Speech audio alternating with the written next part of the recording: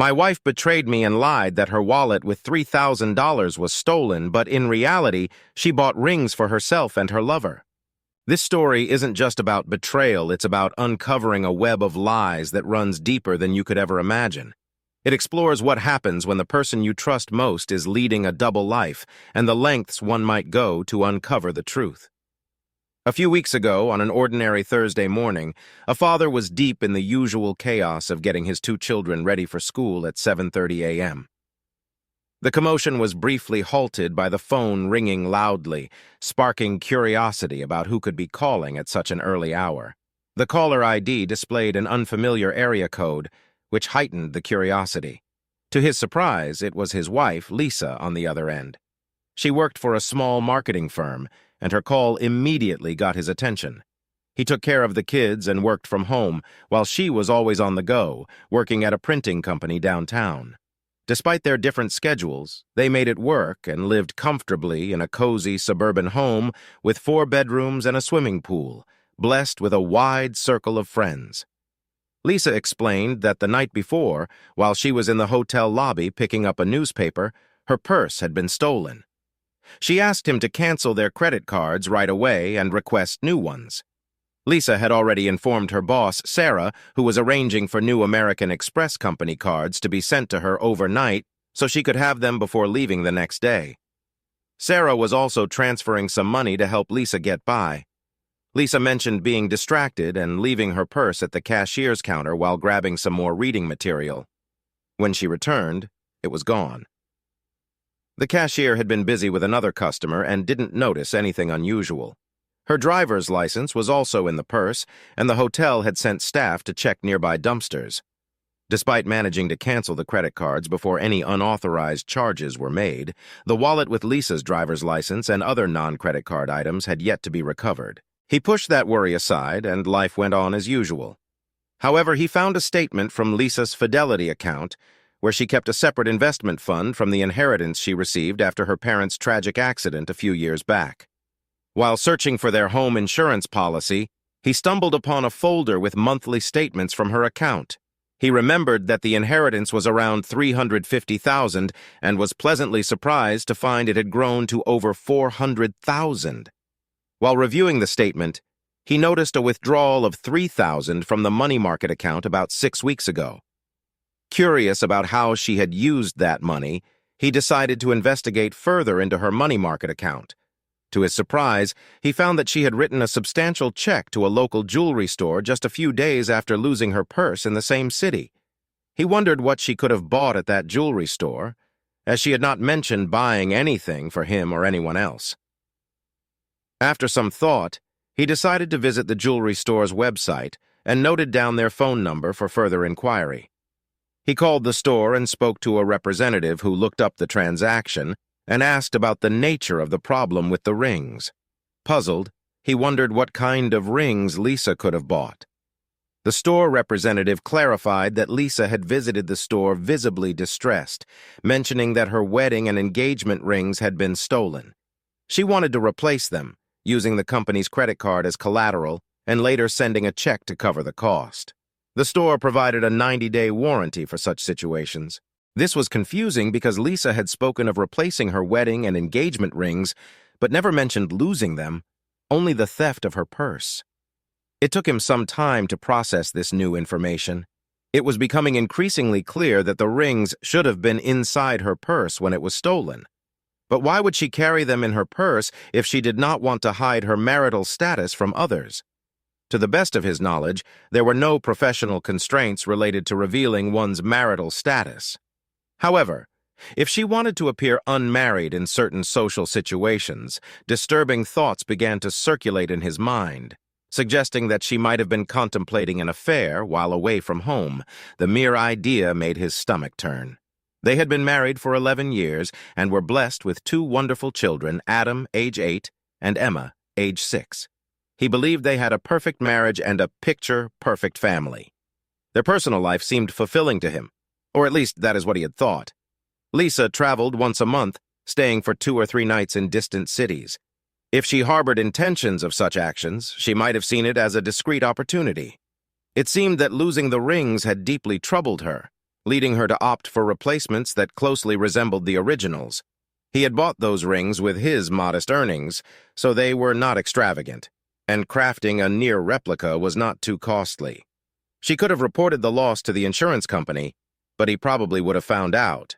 If her purse was genuinely stolen at the hotel, she should have reported it. He wondered what she claimed was missing. He decided to locate the hotel's contact number and made the call. The hotel confirmed having a written report of the incident. He requested a copy, which was faxed to him shortly. The report, composed and signed by Lisa herself, stated that her purse was stolen while she was dancing in the hall. She had left her purse at the booth where she was seated, and when she returned, it had vanished.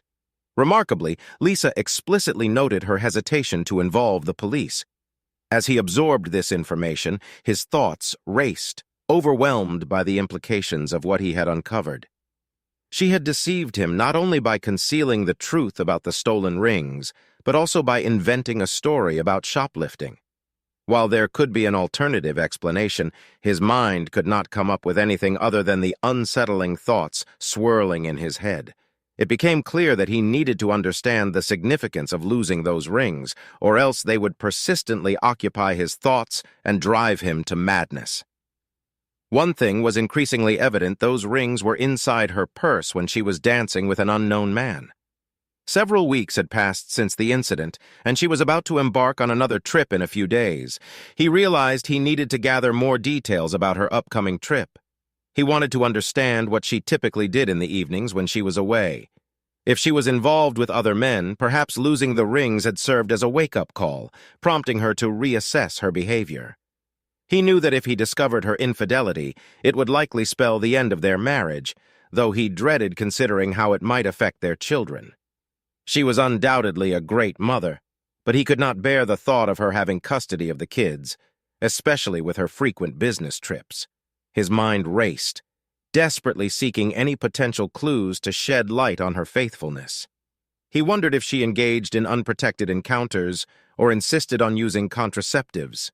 He assumed she would opt for protection because she would not want to risk bringing home infections or the possibility of an unwanted pregnancy. After all, he had a vasectomy after the birth of their second child, making pregnancy impossible. She could not rely on the men she met to have protection, so she must have had her supply. One question remained: where did she keep them? It was unlikely she stored them at their house or in the car, so the office seemed the most likely place. She probably carried them with her on business trips. He knew she transported her work papers, laptop, and presentation materials in a large briefcase she kept in her office. But if she had an early morning flight, she'd bring her bag home the night before and then pack it in a suitcase for the airport. This detail was crucial. He needed to find an opportunity to search the briefcase before her departure. He hoped her next trip involved an early morning flight. He made a deliberate choice to remain calm and composed, not displaying any signs that something was amiss. When the kids returned from school, he was occupied with various tasks and had little time to dwell on his suspicions. Nonetheless, the specter of her infidelity continued to linger in the back of his mind. When Lisa returned from work, he found himself in a bit of a mess while preparing dinner. He accidentally spilled a dish of beans, creating a mess on the floor. The resulting chaos of cleaning up and managing the kids' activities left him looking somewhat disheveled. Fortunately, she didn't seem to notice any unusual behavior from him at that moment. After the commotion settled and everything was cleaned up, he greeted her with a kiss on the cheek. They sat down at the table as they normally did to enjoy dinner and engage in their typical chit-chat. Given their usual routine, he didn't expect her to have any growing suspicions about her upcoming trip. He inquired about her trip, and she confirmed she would be leaving the next morning at 7:30 a.m. for Denton. She mentioned needing something to keep her going until she returned on Friday. He playfully responded, trying to maintain a sense of normalcy. To his surprise, she blushed in response. Her comment about bringing her briefcase home the night before her trip suggested she wouldn't be stopping at the office before heading to the airport. Given her seemingly genuine attitude about the upcoming trip in front of their children and him, one might assume that either she hadn't been involved in any infidelity during her travels, or she had become skilled at concealing such behavior. He hoped to uncover the truth when he examined the contents of her briefcase on the evening before her planned trip. Lisa returned home in high spirits. She parked her car next to his in the garage as usual and appeared visibly excited. This left him wondering if her excitement was due to their conversation or if there was another reason behind it. Upon entering the house, she didn't bring her briefcase with her, assuming it was still in the car. He was busy preparing dinner, so they sat down at the table. She casually asked if he could retrieve her suitcase from the garage after they finished eating. He agreed and went to the garage to retrieve her suitcase. Upon inspecting the car, he didn't find the briefcase inside, leading him to believe it was securely placed in the trunk. Expecting this, he had already devised a plan to access it later in the evening. When he returned to the bedroom with her suitcase, he asked for the car keys, explaining that his tire seemed to be slowly losing air and needed fixing. She handed him the car keys, proposing he use the spare tire, but he insisted on getting it properly fixed. He hurried back to the garage before she could change her mind, drove her car out of the garage, and headed to the junction station, owned by his friend Tom from school.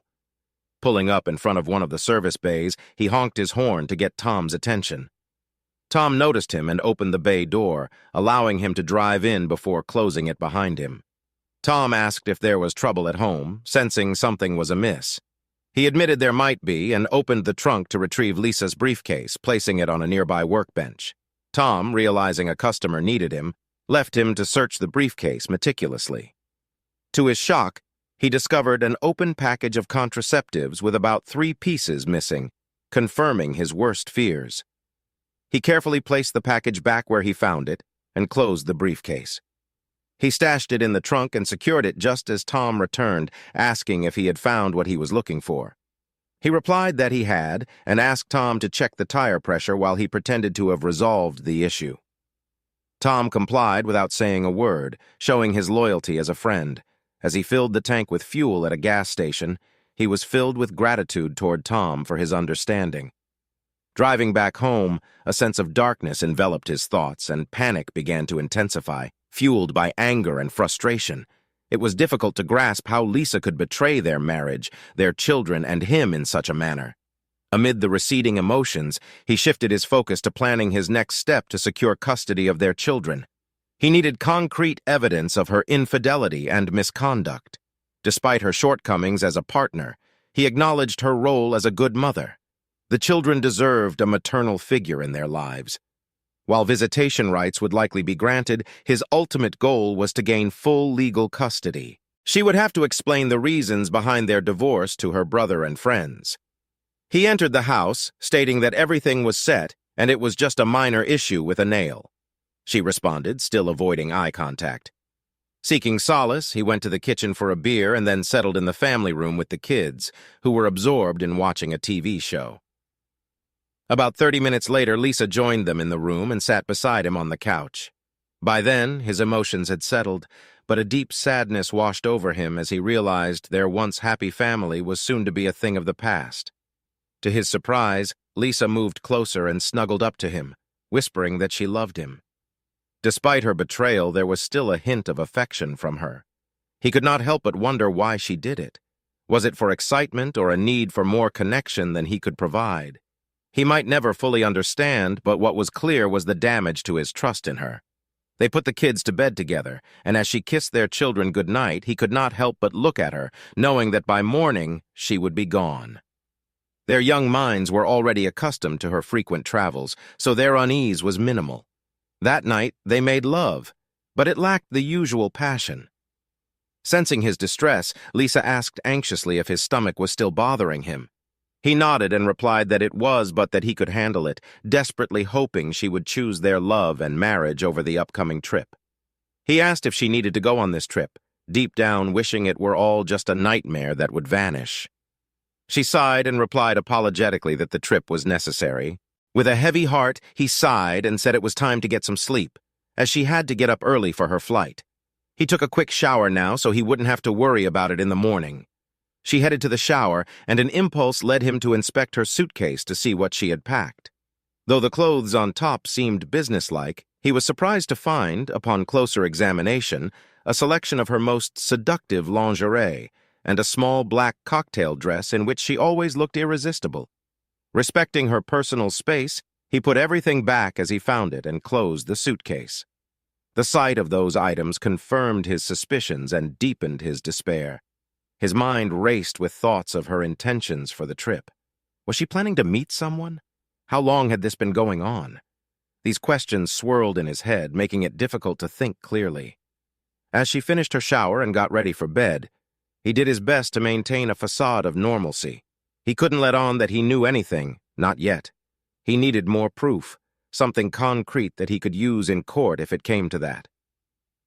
The next morning, as she left for the airport, he kissed her goodbye, his heart heavy with the knowledge of her betrayal.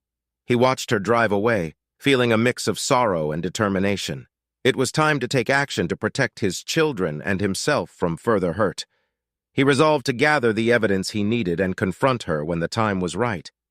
Until then, he had to stay strong for his kids and keep their lives as stable as possible amidst the storm that was brewing. He carefully returned everything to its place, closed the suitcase, and went back to bed. He couldn't sleep that night, and when he heard Lisa stirring around 5 in the morning, he remained in bed, choosing not to bid her farewell as was their custom. He felt a mix of weariness and sadness. Bending down to kiss him on the cheek before leaving, she inquired if he was still not feeling well. He simply nodded, struggling to express the turmoil within him. With the sound of the garage door closing, he finally got out of bed and made his way to the shower. He knew the day ahead would be filled with challenges. After seeing the kids off to school and having breakfast, he turned to the phone book to search for private detective services in the yellow pages. His main criteria were to locate an agency with a nationwide presence, preferably in the city Lisa was heading to. He reached out to several agencies and eventually found one with a branch in her destination area. He set up a meeting with them for the same morning, hoping they could provide the necessary information. Next on his agenda was finding a divorce attorney. A friend had recommended a specific lawyer, so he found his contact details and gave him a call. He arranged an appointment for the afternoon, hoping this lawyer could guide him through the challenging process they were about to face. When he arrived at the private investigator's office, he discussed his concerns and arranged for Lisa to be surveilled on the evening she was away. He provided them with a photo of Lisa and details of her travel route to aid in their identification. They assured him they would gather photos and compile a report on her activities as soon as her business day concluded. To ensure seamless communication, they agreed to send information via email to their Denton office and promised to provide a comprehensive report by Monday morning. Satisfied with their commitment, he made a substantial upfront payment for their services. They informed him they might not be able to capture photographs, but they would strive to provide as many incriminating photos as possible. He agreed that it would suffice. His afternoon meeting with the lawyer proceeded as anticipated. The lawyer explained that in their state, divorce follows a no-fault principle, meaning there's no need to assign blame. However, given that he was the primary caregiver for their children, it was likely he would be granted custody. He needed to understand that Lisa would receive substantial visitation rights for their children. Furthermore, their property would be divided equally, with both sides getting an even split of 50. Alimony wouldn't be necessary due to their similar incomes, but since he would have custody of the children, Lisa would be obligated to pay child support. As for the inheritance she obtained, it held no significance to him, and she needed to retain it for herself. His top priority was the well-being of their children. He instructed the lawyer to prepare the necessary documents to be delivered to Lisa on Monday, citing irreconcilable differences. He also asked the lawyer to agree that she would vacate their house immediately upon their divorce. The lawyer confirmed that as the children's guardian, he had the authority to make this request. It was decided that once the children reached 18, they would sell the house, and the proceeds would be divided between them. Leaving the lawyer's office, he felt a sense of contentment, realizing that life would move forward for him and the children while Lisa would have to face the consequences of her betrayal. At that moment, he didn't take immediate action concerning their finances, insurance, or other legal matters. He assumed he'd have sufficient time to address these issues after serving her with divorce papers. Given her inheritance, he believed she wouldn't have to be concerned about her share of their joint savings. When it was time for school to conclude, he headed home to catch the bus. On Friday afternoon, when Lisa returned, he kindly offered to take care of her laundry, but she politely declined, insisting she would handle it later. He couldn't help but grin, recognizing how playfully mischievous he had been. Deep down, he fully comprehended why she preferred to manage the laundry herself. As the evening settled in, he watched Lisa move around the house with an odd sense of detachment. It was as if she was already a ghost in their home, her betrayal casting a shadow over every interaction. Despite his inner turmoil, he maintained a facade of normalcy for the sake of their children. The weekend ahead would be challenging, but he was determined to gather the evidence needed to protect his kids and himself. The path forward was clear, even if it was filled with heartache and uncertainty. Lisa needed to keep her extramarital affairs concealed at all costs. Later, as they lay in bed, Lisa expressed worry about his ongoing stomach issues and suggested he see a doctor. He playfully responded, letting her know that he intended to try a new medication recommended by a friend to address his persistent stomach problems. He expressed optimism that this would resolve the issue and bring her back to him soon. When they embraced, she whispered that she missed him greatly. On Monday, as the kids left for school and Lisa headed to work, he received a call from the detective agency informing him that they had a report ready. He told them he'd be there shortly, and within 30 minutes he was sitting down with the office manager to discuss the details. The office manager informed him that a report with attached photos had been faxed from Denton that morning. He admitted he hadn't had time to read the entire report, but upon a quick scan and a glance at the photos, it seemed highly incriminating. He took a copy of the report and started reading its contents. The subject of the report was identified as Lisa Brown. According to the report records, the surveillance of Lisa began at 5:17 p.m. on Wednesday, June 16th, in the lobby of the Denton Marriott Hotel. Her identity was confirmed by comparing a photo obtained from the Millville office. Upon closer examination of the report, it turned out that she was wearing a company badge, further confirming her identity. Moreover, the report detailed the movements of the subject and noted she was carrying a briefcase when she entered the elevator. A staff member accompanied her and verified her arrival at room 414 at 5:23 p.m. It's important to note that the report emphasized that the subject was alone at that time. Additionally, the report included a photograph labeled Exhibit 1A, showing Lisa dressed professionally before entering the room.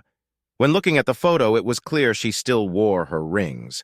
The photo was taken discreetly using a mobile phone. The report stated that the agents had rented a room across from the subject's room. At 6:31 p.m., they received a signal that Lisa had left her room and was heading for the elevator. A minute later, at 6:32 p.m., she exited the elevator and entered the lobby. The report noted she was dressed as described in Exhibit 1B. Upon examining Exhibit 1B, it became evident that Lisa was wearing a small black cocktail dress paired with high-heeled shoes. She was also adorned with a necklace he had given her for their 10th anniversary celebration. However, what stood out the most was the absence of wedding rings on her left hand. The photo clearly showed she wasn't wearing them. The photo, identified as Exhibit 1D, displayed Lisa and a man in a tight embrace, engaged in a passionate kiss while seated in a booth. The intensity of their connection was visible in the picture. At 8:51 p.m., the report noted that both individuals left the restaurant. They then took the elevator and ascended to Lisa's floor. Another photo, labeled Exhibit 1E, captured the moment when Lisa and the man entered her room, specifically room 414. In this image, Lisa appeared slightly intoxicated but undeniably pleased with the evening's events. At 11:13 p.m., the man exited Lisa's room and left the building. The report included the license plate number of a car registered to Michael H. Tate, residing at 1424 Aaliyah Drive in Denton. Notably, Michael H. Tate was married and had 2 young children. As he delved further into the report's details, it became evident that Lisa repeated her actions the following night with another man. The detailed surveillance logs and accompanying photos painted a clear and painful picture of her infidelity. Each interaction was meticulously documented, leaving little room for doubt about her actions. Reading through the final pages of the report, he felt a deep sense of betrayal and sadness. The woman he had loved and trusted had been living a double life, deceiving him and their children. It was now clear that their marriage had been a facade, hiding her secret affairs. The next steps were evident. He needed to confront Lisa with the evidence and take legal action to protect his family and himself. The pain was unbearable, but he knew that moving forward was the only way to find healing and rebuild his life. The report bore the signature of an investigator from Denton. This revelation filled him with deep anxiety and resentment. It became clear that Lisa was leading a promiscuous life while she was away from home. He couldn't come to terms with her actions. It was a betrayal that exceeded his worst expectations. Even the fact that Lisa had lost her wedding rings didn't stop her from being careless. After settling the bill with the private detective, he thanked them and left, making sure to take 2 additional copies of the report recorded on a CD to keep them safe. Once he got back home, he wasted no time and immediately called his divorce attorney. He asked about the status of the divorce papers, and the attorney confirmed they were ready for filing. Without hesitation, he instructed them to initiate the filing process and specifically requested that the papers be served to her publicly at her workplace the following day. The attorney assured him that this could be done smoothly and asked for her workplace address, which he promptly provided. His intentions were clear. He aimed to humiliate her during the legal proceedings. Handing her the divorce papers at her workplace not only satisfied his desire for revenge, but also served as a form of justice for her actions. That night, there was no love between them. Lisa seemed to sense that something was wrong, perhaps suspecting that he had discovered something unsettling. Though she didn't directly voice her concerns, she expressed hope for his quick recovery. Interestingly, she also appeared somewhat reserved, but he chose not to comment on it and simply ignored it. The next morning, he woke up early after a night of little sleep. He immersed himself in work on the computer until he heard the children waking up, and then he went to the kitchen to prepare breakfast. After the meal, he said goodbye to Lisa when she left for work. She approached him for a hug and a kiss, but he responded with a half-playful embrace, encouraging her to leave quickly. At that moment, he sensed she might have had an inkling of what awaited her. As he closed the door behind her, tears welled up in her eyes, and she whispered that she loved him. After her departure, profound sadness washed over him, and he felt an urge to release his tears. Yet he quickly composed himself as the children required his attention, and he needed to prepare them for the school bus. Around 10:45 a.m., the phone rang, disrupting their morning routine. Displaying Lisa's workplace on the caller ID, he answered the call without uttering a word. There was a brief pause as the caller realized he wasn't inclined to engage in conversation. In a trembling voice and a whisper, Lisa said she was sorry. Shortly after, the line fell silent, and he remained silent as well. Lisa did not return home that night, and he wondered if she continued her deceitful game, seemingly indifferent to her husband.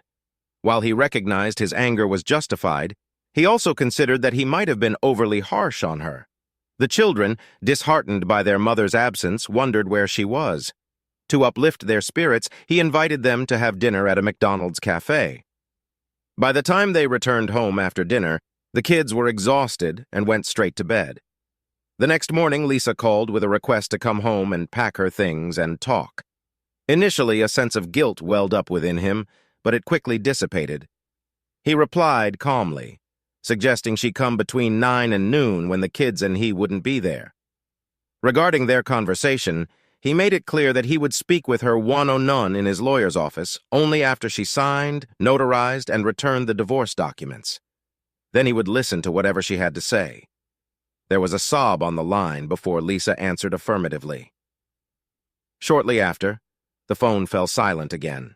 She signed the divorce papers, and 6 months later, their marriage officially came to an end. It turned out that she became pregnant during the affair. Unfortunately, when she attempted to conceal it from her last lover, contraception failed. Considering it was near her childbearing age, even if he hadn't found out about her infidelity through the lost rings, the truth would probably have come out eventually. There were rumors that she had started dating again. If she ever got close to getting married again, he thought about honestly warning her future spouse about her unfaithfulness. It seemed unnecessary for her to deceive and hurt another person. They had a meeting, and during their conversation in his lawyer's office, he shared his thoughts with her. She pleaded with him to reconsider the divorce decision. She talked about how difficult it was for her not to have unrestricted access to their children. However, he explained that he couldn't trust her anymore. Then she mentioned that she had seen a psychologist who diagnosed her with nymphomania. She assured him that her impulses were now under control. Despite her explanations, he told her that it wasn't enough for him. Even if she claimed to have her urges in check, the fact that she hadn't sought help earlier indicated a lack of proactive effort on her part. If she had addressed her cravings from the beginning, she might not have found herself in the current situation. When he left the lawyer's office, she continued to cry.